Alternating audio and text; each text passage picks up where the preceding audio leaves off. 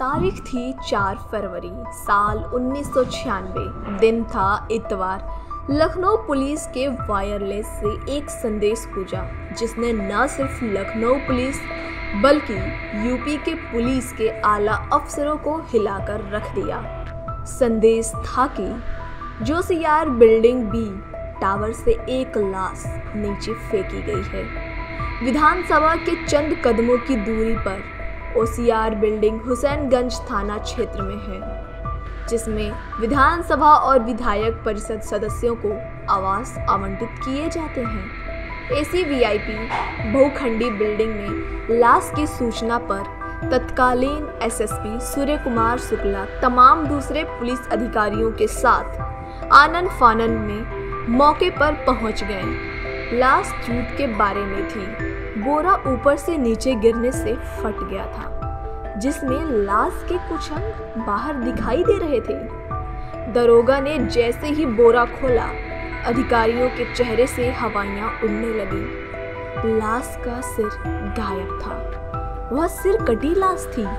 करीब 1 घंटे की छानबीन के बाद पुलिस इस नतीजे पर पहुंची कि लाश 7वें तल की बालकनी से नीचे फेंकी गई थी। लाश पुरुष की थी, जिस्म पर पैंट और शर्ट थी। पुलिस को उसकी जेब से सिवा एक रुमाल के ऐसा कोई साक्ष्य नहीं मिला जिससे लाश की पहचान हो पाती। पुलिस ने आसपास काफी तलाश की, लेकिन लाश का सिर पुलिस को नहीं मिला। खून के निशानों के सहारे पुलिस इस नतीजे पर पहुंची कि लाश फ्लैट नंबर 706 से खींचकर बालकनी तक लाया गया होगा। फ्लैट के गेट पर सफाई के बाद भी पुलिस को खून के कुछ निशान मिल गए, लेकिन फ्लैट नंबर 706 में ताला लगा था। हुसैनगंज पुलिस ने कागजी कार्रवाई पूरी कर लाश को पोस्टमार्टम के लिए भेज दिया। 706 नंबर का फ्लैट हस्तिनापुर के विधायक रहे गोपाल काली को आवंटित था, जो उस बार का चुनाव हार गए थे। रविवार का दिन था और उस समय मोबाइल जैसी सुविधा भी नहीं थी, इसलिए लखनऊ पुलिस ने मेरठ पुलिस के जरिए पूर्व विधायक गोपाल कालीदास से संपर्क साधा। पता चला कि वह तो 1 महीने से मेरठ में ही थे। यह भी बताया कि फ्लैट की 2 चाबियां हैं, एक उनके पास रहती है, जबकि दूसरी चाबी फ्लैट की साफ सफाई करने वाले केयरटेकर मनोज शर्मा के पास रहती है। मनोज शर्मा 1 फरवरी को अपने घर पौड़ी गया था और उसकी चाबी उसी के पास है।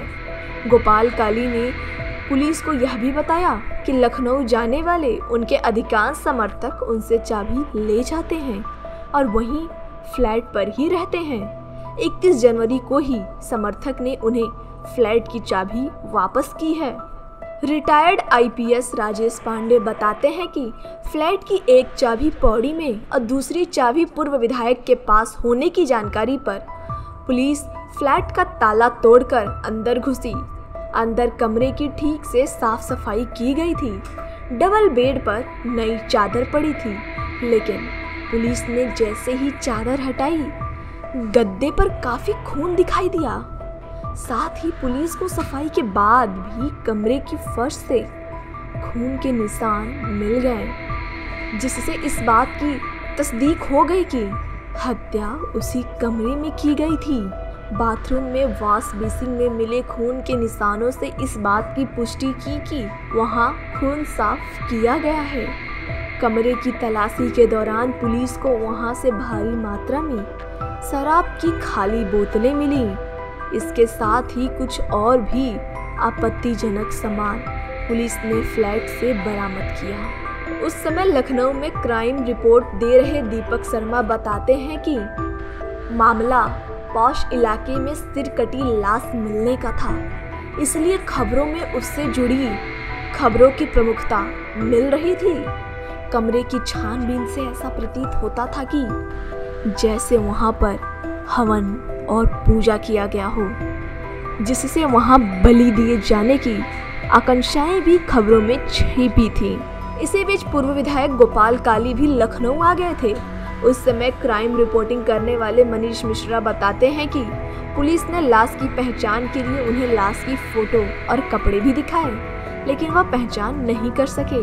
हाँ, लेकिन उन्होंने यह जरूर स्वीकार किया कि लाश की जेब से मिला रुमाल उनका है।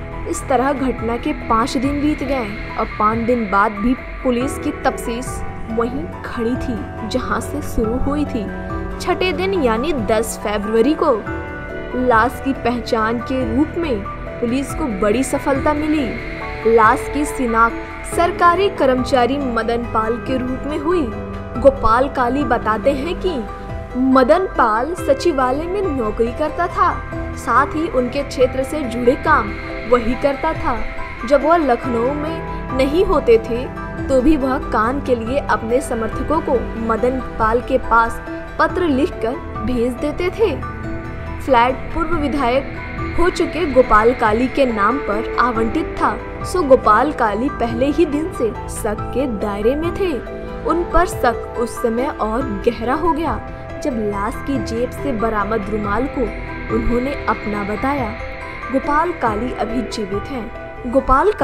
जीवित हैं। उन्होंने बातचीत में बताया कि समाचार पत्रों के साथ पुलिस की शक की सुई लगातार उन पर और उनके विधायक मित्र पर, जो कि बाद में एक राज्य के मुख्यमंत्री और केंद्र में मंत्री हुए, उस पर थी। रोज अखबारों से उन दोनों को लेकर खबरें छप रही थी।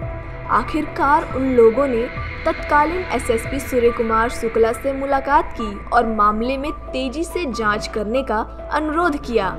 हत्या का कोई भी सुराग नहीं मिल रहा था और न ही लाश का सिर।